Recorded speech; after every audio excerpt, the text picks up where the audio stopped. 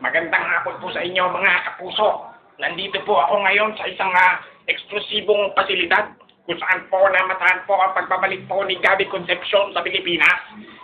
Kayo po mga kapuso ay nanonood ngayon sa GMA7 at ito po ay eksklusibong footage po. Hindi niyo po ito makikita kahit saan pong palabas.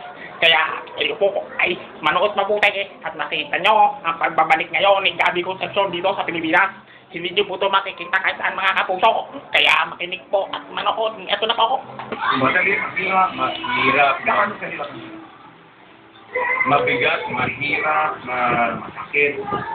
Lahat halo-halo na yun. Dumaan ka ba sa pagkakataon na wala kang pera, na naghirap ka ba sa Amerika? Well, noon, maghihirap tayo talaga. Because ang naibig natin showbiz, hindi naman pwedeng tumagal yun. Right. So, ang mangyayari nun, just like anybody else, maghahanap ka ng income. Right. So, bago makuha naman yun, naghigang. Ayan mga kapuso, ulit po. Yes. Okay. So, ang ibig mong sabihin ay nag-aral ka para magdagdagan ang iyong kaalaman para lumapas ka sa buhay sa Amerika. Kasi wala na akong ibang paraan.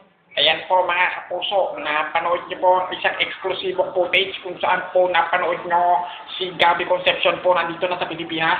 Hindi niyo po ito mapapanood sa kahit anong istasyon, kung hindi dito naman po sa Kapuso Network. Ako po ngayong gabi, si Mike Enriquez, nag-uulat. Maraming salamat po sa inyong pagtitiwala.